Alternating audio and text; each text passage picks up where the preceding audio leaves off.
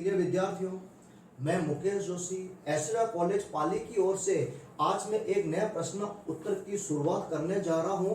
और हमारा प्रिय विद्यार्थियों, अब तक का अध्यापन का कार्य चल रहा था अलाउद्दीन खिलजी के बारे में। इससे पहले मैंने दिल्ली सल्तनत के सुल्तानों के बारे में विवेचना कर चुका था। दिल्ली सुल्तानों में अगली ही कड़ी में मैंने अलाउद्दीन खिलजी के विभिन्न प्रकार की विवेचना की। और आज अलाउद्दीन खिलजी का मैं अंतिम प्रश्न, अंतिम चैप्टर लेता हूँ। प्रिय विद्यार्थियों, सबसे पहले लेता हूँ अलाउद्दीन खिलजी के सैनिक सुधार कार्य, और दूसरा चैप्टर आज लूंगा अलाउद्दीन खिलजी की बाजार नियंत्रण व्यवस्था अर्थात आर्थिक नीति के सुधार कार्य।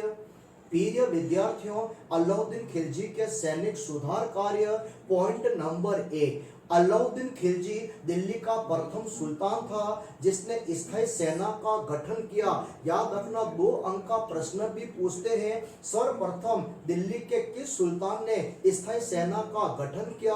आंसर हो जाएगा अलाउद्दीन खिलजी, दिल्ली का प्रथम सुल्तान जिसने स्थायी सेना का गठन किया।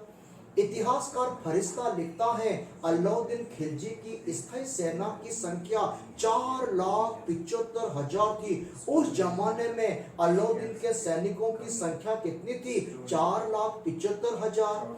अलाउद्दीन खिलजी दिल्ली का पहला सुल्तान था जिसने अपने सैनिकों को नकद वेतन देना प्रारंभ किया। मैंने आपको पहले भी बताया, इल्तुतमिश, रजिया, बलबन जितने भी दिल्ली के सुल्तान हुए वे अपने सैनिक अधिकारियों को नकद वेतन नहीं देते थे। नकद वेतन के बदले में भूमि का टुकड़ा देते थे। भूमि के टुकड़े को अक्ता कहते थे। इसकी विवेचना मैं पूर्व के वीडियो में कर चुका हूं, तो याद रखना अलाउद्दीन खिलजी दिल्ली का पहला सुल्तान था जिसने अपने सेना को नकद वेतन देना प्रारंभ किया।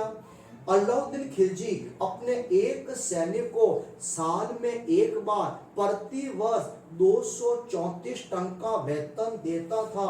वापस सुनना, अलाउद्दीन खिलजी एक घोड़े वाले सैनिक को, एक अस्पा वाले सैनिक को प्रति वर्ष 234 टन का वार्षिक वेतन देता था। जिसके पास 2 घोड़े हैं, दूह अस्पा वाले सैनिक को 312 टन का वार्षिक वेतन देता था। एक अस्पा, एक घोड़े वाले को 234 टन का, दूह अस्पा कितना देता था? 312 टन का प्रति वर्ष, अर्थात थोड़ी बढ़ोतरी हो गई। प्रिय विद्यार्थियों, अलाउद्दीन खिलजी दिल्ली का प्रथम सुल्तान था जिसने अपने सैनिकों का हुलिया रखना प्रारंभ किया। सैनिकों का हुलिया से तात्पर्य है अलाउद्दीन खिलजी ने बाकायदा प्रत्येक सैनिक का नाम, उनका निवास स्थान है, उनका शरीर का पूरा हुलिया चित्रकार द्वारा बनाकर सैनिकों का हुलिया रखने की परंपरा अलाउद्दीन खिलजी ने प्रारंभ की। अलाउद्दीन खिलजी दिल्ली का प्रथम सुल्तान था जिसने घोड़ों को दागने की परंपरा शुरू की। घोड़ों को दागने से तात्पर्य है उन दिनों में क्या होता था, ये सैनिक लोग क्या करते थे, कुछ अरबी किस्म के, अरबी नस्ल के जो घोड़े होते थे उन घोड़ों को बेच देते थे और उनकी जगह पर घटिया किस्म के घोड़े रख देते थे। अलाउद्दीन खिलजी ने इस धांधली को रोकने के लिए घोड़ों को दागने की परंपरा शुरू की। घोड़ों को गर्म आग में कोई सील वगैरह दागकर उस घोड़ों की पीठ पर वो मोहर लगा दी जाती थी जिससे यह प्रमाणित होता था यह शाही घोड़ा है। तो इस प्रकार अलाउद्दीन खिलजी के ये थे सैनिक सुधार कार्य। वापस सुनना, अलाउद्दीन खिलजी दिल्ली का प्रथम सुल्तान जिसने स्थायी सेना रखने की परंपरा प्रारंभ की। अलाउद्दीन के स्थायी सैनिकों की संख्या 4,75,000। दिल्ली का पहला सुल्तान जिसने नकद वेतन देने की परंपरा शुरू की। एक घोड़े वाले सैनिक को 234 टन का प्रति वर्ष वेतन, 2 घोड़े वाले को 312 टन का प्रति वर्ष वेतन देता था। अपने सैनिकों से पुत्रवत व्यवहार करता था। अलाउद्दीन खिलजी दिल्ली का प्रथम सुल्तान जिसने सैनिकों का हुलिया रखना प्रारंभ किया, घोड़ों को दागने की परंपरा शुरू की। इस प्रकार अलाउद्दीन खिलजी की सेना बहुत ही सशक्त और मजबूत सेना थी और इसी मजबूत सेना से अलाउद्दीन खिलजी ने पूरे उत्तर और दक्षिण भारत पर विजय प्राप्त की। अगला चैप्टर लेता हूं प्रिय विद्यार्थियों, अलाउद्दीन खिलजी की बाजार नियंत्रण व्यवस्था अर्थात आर्थिक सुधार कार्य। अलाउद्दीन खिलजी की बाजार नियंत्रण व्यवस्था क्या थी, अलाउद्दीन ने इससे क्यों लागू किया, क्या यह व्यवस्था सफल रही, समझना। अलाउद्दीन खिलजी ने बाजार नियंत्रण व्यवस्था क्या थी और क्यों लागू की, समझना प्रिय विद्यार्थियों। अलाउद्दीन खिलजी दिल्ली का प्रथम सुल्तान था जिसने बाजार नियंत्रण व्यवस्था लागू की। बाजार नियंत्रण व्यवस्था क्यों लागू की, सुनना। अलाउद्दीन खिलजी के पास एक विशाल सेना थी और कितने सैनिक थे, 4,75,000 सैनिक। अब अलाउद्दीन खिलजी ने एक विशाल सेना का गठन क्यों किया, अपने साम्राज्य का विस्तार करने के लिए, मंगोल आक्रमणों का मुकाबला करने के लिए विशाल सेना का गठन किया। अब अलाउद्दीन खिलजी ने सोचा, यदि मैं मेरी इतनी विशाल सेना को अधिक सैलरी देता हूं, अधिक वेतन देता हूं, तो मेरा खजाना 5-6 सालों में खत्म हो जाएगा। तो बात खत्म है। अब अलाउद्दीन खिलजी ने क्या स्कीम अपनाई, क्या योजना बनाई। अब अलाउद्दीन खिलजी ने क्या योजना बनाई, सबसे पहले उसने अपने सैनिकों के वेतन कम कर दिए। जैसे सैनिकों के वेतन कम किए तो सैनिक नाराज हुए, अरे सुल्तान ये क्या कर रहे हो, हमारे वेतन में आपने कमी क्यों की। तो अलाउद्दीन ने कहा, ठहरो तो सही, मैं सब कुछ करता हूं। सर्वप्रथम अलाउद्दीन ने सैनिकों के वेतन में कमी की। सैनिकों के वेतन में कमी करने के बाद बाजार में बिकने वाली सभी वस्तुओं के मूल्य कम कर दिए। वस्तुओं के मूल्य कम करने के साथ ही साथ उन वस्तुओं के मूल्य भी निश्चित कर दिए। यह है अलाउद्दीन खिलजी की बाजार नियंत्रण व्यवस्था। वापस सुनना, अलाउद्दीन खिलजी अपने सैनिक अलाउद्दीन खिलजी के सैनिक कम वेतन पर सुविधा पूर्वक जीवन व्यतीत कर सके, इसके लिए अलाउद्दीन खिलजी ने बाजारों में बिकने वाली सभी वस्तुओं के मूल्य कम कर दिए, वस्तुओं के मूल्य निश्चित कर दिए। अलाउद्दीन खिलजी ने 3 प्रकार के बाजार बनाए। कितने प्रकार के बाजार बनाए, 3 प्रकार के बाजार बनाए। पहला बनाया खाद्यान्न का बाजार, दूसरा बनाया कपड़ों का बाजार, तीसरा बनाया पशुओं और गुलामों का बाजार। अलाउद्दीन खिलजी ने बाजार नियंत्रण व्यवस्था पूरे भारत में लागू नहीं की। यह व्यवस्था उसने केवल दिल्ली और उसके आसपास के प्रदेशों में ही लागू की। बाजार नियंत्रण व्यवस्था कहां लागू की, केवल दिल्ली और उसके आसपास के प्रदेशों में लागू की। दिल्ली में ही क्यों लागू की, पूरे भारत में लागू क्यों नहीं की, इसीलिए दिल्ली में लागू की क्योंकि दिल्ली अलाउद्दीन खिलजी की राजधानी थी। अलाउद्दीन की अधिकांश सेना दिल्ली में रहती थी, सारी आर्थिक गतिविधियां दिल्ली से संचालित होती थी। इसीलिए अलाउद्दीन खिलजी ने यह व्यवस्था सैनिकों के लिए लागू की। और अधिकांश सैनिक कहाँ रहते थे, अधिकांश सैनिक की पोस्टिंग दिल्ली में थी। इसीलिए अलाउद्दीन खिलजी ने बाजार नियंत्रण व्यवस्था केवल दिल्ली और उसके आसपास के प्रदेशों में लागू की। और कुछ इतिहासकार कहते हैं नहीं नहीं नहीं, गलत, यह व्यवस्था अलाउद्दीन खिलजी ने पूरे भारत में लागू की, लेकिन अधिकांश कहते हैं दिल्ली और उसके आसपास के प्रदेशों में। प्रिय विद्यार्थियों, अलाउद्दीन खिलजी की बाजार नियंत्रण व्यवस्था में सभी वस्तुओं के मूल्य कम कर दिए गए, वस्तुओं की कीमतें निश्चित कर दी गई। सुल्तान की बिना अनुमति के व्यापारी कीमत में 1 पाई की भी वृद्धि नहीं कर सकते थे। भले ही अकाल पड़ जाए, अकाल के दौरान भी कीमतों में बढ़ोतरी नहीं की जा सकती थी। कीमत में बढ़ोतरी करने से पूर्व सुल्तान से पूर्व अनुमति आवश्यक थी। किसानों से प्रत्येक सौदागर, प्रत्येक व्यापारी माल नहीं खरीद सकते थे। किसानों से केवल वे ही सौदागर माल खरीद सकते थे जिनका नाम दिल्ली की सहरना ए मंडी में उस किसान का नाम पंजीकृत है, किसान के नाम का पंजीयन है। केवल वे ही किसानों से माल खरीद सकते थे। प्रिय विद्यार्थियों, अलाउद्दीन खिलजी ने राशनिंग पद्धति लागू की है, मुनाफाखोरी पर रोक लगाई, जमाखोरी पर रोक लगाई। अलाउद्दीन खिलजी ने सख्त नियम बनाया, यदि किसी भी व्यापारी ने मुनाफाखोरी की, जमाखोरी की है, तो अलाउद्दीन खिलजी का नाम ही काफी पर्याप्त है। अलाउद्दीन खिलजी ने बाजार नियंत्रण व्यवस्था के तहत दिल्ली में एक बाजार बनाया। उस बाजार का नाम था सराय-ए-अदल। दिल्ली में कौन सा बाजार बनाया? सराय-ए-अदल बाजार। सभी व्यापारियों को सराय-ए-अदल में लाकर व्यापार करना आवश्यक था। यहाँ पर कपड़ों का विशेष तौर पर व्यापार किया जाता था।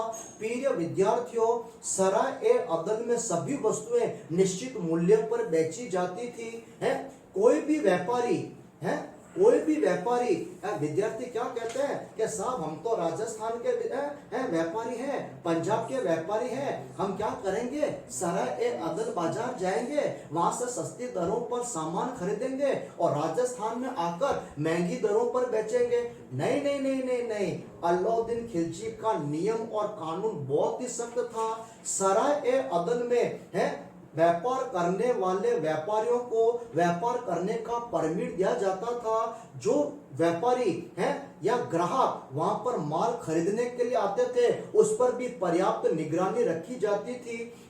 अलाउद्दीन खिलजी ने बाजार नियंत्रण को व्यवस्था को सुचारू रूप से लागू करने के लिए बहुत सारे अधिकारियों की नियुक्ति की। सेना-ए-मंडी नाम से स्पष्ट है, सर्वोच्च अधिकारी कौन था? सेना-ए-मंडी। सेना-ए-मंडी है बाजार से संबंधित सारे नियमों को क्रियान्वित करता था, उन पर नजर रखता था, नियमों को सख्ती से लागू करता था। दूसरा अधिकारी था दीवान-ए-रियासत, जो व्यापारियों पर नियंत्रण रखता था। तीसरा एक अधिकारी था सराय-ए-अदल। सराय-ए-अदल एक न्यायिक अधिकारी भी था। सराय-ए-अदल बाजार का भी नाम था और सराय-ए-अदल एक मजिस्ट्रेट न्यायिक अधिकारी भी था। इसके अलावा अलाउद्दीन खिलजी ने बहुत सारे बरीद का मतलब होता है जासूस, गुप्तचरों की नियुक्ति की। इस प्रकार अलाउद्दीन खिलजी ने बाजार नियंत्रण व्यवस्था को बहुत ही सुचारू रूप से लागू किया है। अब अलाउद्दीन खिलजी बहुत ही होशियार व्यक्ति था। अलाउद्दीन खिलजी क्या करता था? अनेकों बार 4-4 साल 5-5 साल के छोटे छोटे बच्चों को खुद पैसा देकर बाजार में सामान खरीदने के लिए भेजता था। अब व्यापारी क्या सोचते थे? छोटा सा बच्चा सामान लेने के लिए आया है। वो व्यापारी कम तोलते थे, 1 किलो दाल मांगी तो 800 ग्राम तोलते थे। जो व्यापारी जितना कम तोलता था, अलाउद्दीन खिलजी उतना ही मांस उसके शरीर से निकाल देता था। व्यापारी अलाउद्दीन खिलजी के नाम से थर थर कांपते थे। इस प्रकार अलाउद्दीन खिलजी की बाजार नियंत्रण व्यवस्था सफल रही। जीवन यापन की वस्तुएं काफी सस्ती हो गई, जनता सुखी और समृद्ध थी, व्यापार फलने फूलने लगा और सभी दिल्ली की जनता ने कहा हमारा सुल्तान कैसा हो? अलाउद्दीन खिलजी जैसा। अलाउद्दीन खिलजी की बाजार नियंत्रण व्यवस्था तत्कालीन विश्व की एक आश्चर्यजनक घटना, एक आश्चर्यजनक बात थी। समकालीन अधिकांश इतिहासकारों और वर्तमान के आधुनिक इतिहासकारों ने भी अलाउद्दीन खिलजी की बाजार नियंत्रण व्यवस्था की काफी बुरी प्रशंसा की है। इस प्रकार अलाउद्दीन खिलजी की बाजार नियंत्रण व्यवस्था सफल रही, लेकिन जैसे ही अलाउद्दीन खिलजी की मृत्यु हुई, यह व्यवस्था टूटकर बिखर गई। टूटकर क्यों बिखर गई? क्योंकि अलाउद्दीन खिलजी ने यह व्यवस्था शक्ति के बल पर, डंडे के बल पर स्थापित की थी। तब तक तो यह व्यवस्था चलती रही। उसके उत्तराधिकारी अयोग्य थे, इसलिए यह व्यवस्था अलाउद्दीन की मृत्यु के साथ ही टूटकर बिखर गई। प्रिय विद्यार्थियों, अलाउद्दीन खिलजी की बाजार नियंत्रण व्यवस्था के जहां एक और अच्छे परिणाम आए, वहां इसके दुष्परिणाम भी है। नॉर्मल सी बात है, प्रत्येक व्यक्ति में गुण है तो प्रत्येक व्यक्ति में अवगुण है। सिक्के के 2 पहलू हैं। अब इसके दुष्परिणाम क्या है? दुष्परिणाम नंबर 1, पहला पॉइंट है किसान। अलाउद्दीन खिलजी की बाजार नियंत्रण व्यवस्था में किसानों की स्थिति बहुत ही दयनीय बनी। किसानों की स्थिति दयनीय कैसे बनी, सुनना। किसान जितनी भी पैदावार करते थे, अलाउद्दीन खिलजी उससे कितना लगान वसूल कर लेता था? 50% लगान, 2 कर और लेता था, चराई कर और आवास कर। और मैंने आपको बताया इस प्रकार अलाउद्दीन खिलजी किसानों से उनकी पैदावार का, उनकी इनकम का 75 से 80% वसूल कर लेता था। तो पीछे किसानों के पास बचा क्या? बचा तो कुछ नहीं। अब जो भी बचा, अब अलाउद्दीन ने क्या नियम बनाया? प्रत्येक किसान अपने पास जो भी खाद्य सामग्री है केवल उन्हीं व्यापारियों को बेचेंगे जिनका नाम अलाउद्दीन खिलजी की सहना ए मंडी में दर्ज है। सरकार द्वारा नियुक्त व्यापारी आप किसान के पास सामान खरीदने के लिए आएंगे और आप किसानों को, उन व्यापारियों को सामान निश्चित दरों पर बेचना है। तो किसानों के पास बचा क्या? किसानों के पास केवल इतना ही बचता था कि वो अपना गुजर बसर कर सके। और मैंने पहले बताया अलाउद्दीन की एक ही पॉलिसी थी, प्रत्येक व्यक्ति के पास केवल इतना ही धन होना चाहिए कि वो 2 टाइम का खाना खा सके और थोड़ी अपनी आवश्यकताओं की पूर्ति कर सके। न ज्यादा पैसा हो, न आपका दिमाग खराब हो और न आप फजूल की बातें करो। कम पैसा होगा तो रोजाना आप खाने के बारे में ही सोचते रहोगे, ऐसे ही आपकी जिंदगी निकल जाएगी। तो सबसे दुष्प्रभाव सबसे अधिक किसानों पर पड़ा। किसानों को 75 से 80% अलाउद्दीन को देने के बाद अपने खाने लायक मुश्किल से खर्चा निकालकर बाकी सब निश्चित दरों पर, सस्ती दरों पर अलाउद्दीन खिलजी द्वारा नियुक्त व्यापारियों के हाथों बेचना पड़ता था। किसान बहुत ही दयनीय स्थिति में पहुंचे। दूसरा बुरा असर पड़ा व्यापारियों पर है। व्यापारी माल की जमाखोरी नहीं कर सकते थे, मुनाफा अधिक नहीं कमा सकते थे, कीमतों में वृद्धि नहीं कर सकते थे हैं। और अनेकों बार व्यापारी बेईमानी नहीं करते थे, लेकिन अनजाने में उनसे गलती हो जाती थी। यदि अनजाने में भी उससे गलती हो जाती थी तो अलाउद्दीन खिलजी का दंड, पनिशमेंट बहुत ही खतरनाक हुआ करता था। व्यापारियों की स्थिति भी अत्यंत दयनीय हुई। तीसरा दुष्परिणाम क्या हुआ? तीसरा दुष्परिणाम यह हुआ है, दिल्ली के बाजारों में बिकने वाली वस्तुओं और दिल्ली से बाहर के प्रदेशों में बिकने वाली वस्तुओं के मूल्य में अंतर हो गया। सपोज करो दिल्ली में कोई चीज मिल रही है 20 रुपए की और वही चीज बाहर के राज्यों में मिल रही है 50 रुपए की। तो अब बाहर के व्यापारी दिल्ली में जाकर व्यापार क्यों करेंगे? क्योंकि वहां तो कुछ नहीं है। तो इसका एक दुष्परिणाम यह हुआ कि दिल्ली में वस्तुओं के मूल्य कम होने के कारण बाहर के व्यापारियों ने दिल्ली में आकर व्यापार करना बंद कर दिया। इससे बाहरी वस्तुएं दिल्ली में आना बंद हो गई हैं। और अलाउद्दीन खिलजी की किसानों पर विपरीत प्रभाव पड़ा, व्यापारियों पर विपरीत प्रभाव पड़ा। बाहर के व्यापारियों ने दिल्ली में आकर व्यापार करना बंद कर दिया। इससे दिल्ली के व्यापार पर प्रतिकूल प्रभाव पड़ा। यह था इसके कुछ दुष्परिणाम। तो प्रिय विद्यार्थियों, यह मैंने बताई आपको, मैंने अलाउद्दीन खिलजी की बाजार नियंत्रण व्यवस्था के बारे में, और दूसरा मैंने बताया अलाउद्दीन खिलजी के सैनिक सुधार। आज मैं अलाउद्दीन खिलजी कर देता हूं कंप्लीट। प्रिय विद्यार्थियों, 1316 में अलाउद्दीन खिलजी गंभीर रूप से बीमार पड़ा। अपनी पत्नी मलिका ए जहान को बुलाया, लेकिन मलिका ए जहान ने अपने पति की ओर कोई ध्यान नहीं दिया। अपने बड़े बेटे खिजर खां को बुलाया, वही खिजर खां जिसके नाम पर चित्तौड़ का नाम चेंज करके क्या रखा? खिजराबाद। खिजर खां ने कहा तू जान तेरा काम जाने, पड़ा रहे तू पलंग पर है। बड़ा बैठा बैठा बड़ा दुखी हो गया। पत्नी ध्यान नहीं दे रही थी, बेटों ने ध्यान देना बंद कर दिया।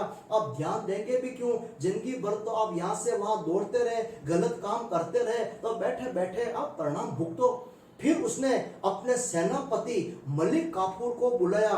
मलिक काफूर भी आया और देखा है, अरे ये तो वही सुल्तान है जो पूरे भारत को डराता और धमकाता था। आज पलंग पर बैठा बैठा गिड़गिड़ा रहा है, गिड़गिड़ा बैठा बैठा गिड़गिड़ा है। और मलिक काफूर भी अलाउद्दीन खिलजी को छोड़ के वहां से भाग गया। 1316 ईस्वी में बड़े दुख भरे दिनों में अलाउद्दीन खिलजी की मृत्यु हुई है। तो अलाउद्दीन खिलजी का शासनकाल 1296 में दिल्ली का सुल्तान बना। 1316 ईस्वी में यकृत रोग से या जलोदर रोग से अलाउद्दीन खिलजी की मृत्यु हुई। अलाउद्दीन खिलजी की मृत्यु के पश्चात उसका पुत्र था मुबारक शाह खिलजी। मुबारक शाह खिलजी दिल्ली का सुल्तान बना। मुबारक शाह खिलजी में दो बातें याद रखना। पॉइंट नंबर 1, मुबारक शाह खिलजी दिल्ली का पहला सुल्तान था जिसने स्वयं को खलीफा घोषित किया है। जिसने स्वयं को क्या घोषित किया? स्वयं को खलीफा घोषित किया।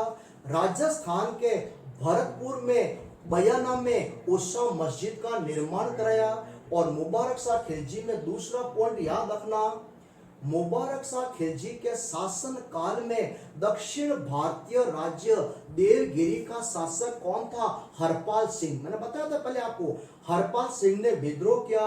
मुबारक शाह खिलजी क्रोधित हुआ, सेना लेकर देवगिरी पर आक्रमण किया है। हरपाल सिंह युद्ध में मारा गया। मुबारक शाह खिलजी ने देवगिरी को जीतकर दिल्ली सल्तनत में शामिल कर लिया। इस प्रकार मैंने आपको बताया था अलाउद्दीन खिलजी ने दक्षिण भारत के 4 राज्यों को जीता, कर उपहार प्राप्त किए, अपनी अधीनता स्वीकार कराई, राज्य वापस लौटा दिए। लेकिन मुबारक शाह खिलजी ने केवल एक राज्य देवगिरी को जीतकर दिल्ली सल्तनत में शामिल कर लिया। प्रिय विद्यार्थियों, मुबारक शाह खिलजी अपने आप को अलाउद्दीन खिलजी की तरह तानाशाही समझता था है? और मुबारक शाह खिलजी उन दिनों में दिल्ली का एक प्रसिद्ध सूफी संत था जिसका नाम था निजामुद्दीन औलिया। मैंने पहले भी बताया, मुबारक शाह खिलजी ने कहा, ए निजामुद्दीन औलिया, ये तेरा ड्रामा बहुत हो गया चमत्कार करने का। सुन, मैंने एक नियम बनाया है, मेरे राज्य में जितने भी सरदार हैं, जितने भी अमीर हैं, जितने भी सम्मानित व्यक्ति हैं, भले आप भी क्यों न हो, मेरे दरबार में उपस्थित होंगे, मेरे सामने सिजदा करेंगे, मेरे सामने पैबोस करेंगे। सिजदा का मतलब होता है दंडवत प्रणाम करना और पैबोस का मतलब होता है सुल्तान के चरण पर चुंबन अंकित करना पड़ेगा। निजामुद्दीन औलिया ने कहा, ए मुबारक शाह खिलजी, ये क्या कर रहे हो? मैं सूफी संत हूं, मैं ऐसा काम नहीं कर सकता। मुबारक शाह खिलजी ने कहा, करना पड़ेगा और तू जख मार के मेरे दरबार में आएगा। अगली पूर्णिमा का टाइम दिया, यदि अगली पूर्णिमा तक नहीं आया तो मैं तुझे उठा के ले जाऊंगा। निजामुद्दीन औलिया बड़े दुखी हुए, अपनी माँ के कब्र पर गए। अपनी माँ की कब्र पर जाकर उन्होंने प्रार्थना की, माँ ये क्या हो रहा है? प्रिय विद्यार्थियों, समय का पहिया घूमता गया और जिस दिन पूर्णिमा थी उससे एक रात पहले है मुबारक शाह खिलजी जब अपने कमरे से बाहर निकला, उसका एक सेनापति था खुसरो खान। खुसरो खान ने मुबारक शाह खिलजी को पकड़ा, तलवार डाली अंदर, मुबारक शाह खिलजी गया ऊपर। यह हुआ निजामुद्दीन औलिया का चमत्कार। जिस पूर्णिमा पर उसने उसको आने का आदेश दिया, उससे ही एक रात पहले खुसरो खान ने मुबारक शाह खिलजी की हत्या कर दी और मुबारक शाह खिलजी खत्म। क्लियर? तो दिल्ली का एकमात्र सुल्तान कौन है जिसने स्वयं को खलीफा कहा? मुबारक शाह खिलजी है। मुबारक शाह खिलजी ने राजस्थान में कहा मस्जिद बनाई है? बयाना भरतपुर में उषा मस्जिद का निर्माण कराया। अब दिल्ली का सुल्तान प्रिय विद्यार्थियों कौन बना? अब दिल्ली का प्रिय विद्यार्थियों सुल्तान बना है खुसरो खान। वही खुसरो खान जिसने मुबारक शाह खिलजी की हत्या कर दी। अब खुसरो खान दिल्ली का सुल्तान बना है। पहले हिंदू था, धर्म परिवर्तित करके मुसलमान बन गया। अधिकांश लोगों ने है खुसरो खां की आलोचना की, तो खुसरो खां ने क्या किया, जितने भी शक्तिशाली अमीर हैं, जितने भी शक्तिशाली सरदार हैं, जितने भी पावरफुल लोग हैं, उसका समर्थन पाने के लिए उन सभी को राजकोष का धन अंधाधुंध वितरित किया। ये तू भी ले पैसे, तू भी ले पैसे, इतना पैसा दिया कि सबने खुसरो खां का समर्थन किया। उसी में एक व्यक्ति था, दिल्ली का प्रसिद्ध सूफी संत निजामुद्दीन औलिया। खुसरो खां ने निजामुद्दीन औलिया का समर्थन पाने के लिए उसे भी पर्याप्त मात्रा में धन दिया है। और एक सेनापति और था जिसका नाम था गाजी मलिक। गाजी मलिक मतलब गयासुद्दीन तुगलक। गयासुद्दीन तुगलक ने खुसरो खां को पकड़ा, तलवार दी अंदर। खुसरो खां भी गया मुबारक शाह खिलजी के पास ऊपर। इसी के साथ 1320 में खिलजी राजवंश दी एंड खिलजी राजवंश समाप्त हुआ। अंतिम शासक था खुसरो खां। गयासुद्दीन तुगलक उर्फ गाजी मलिक ने उसकी हत्या की।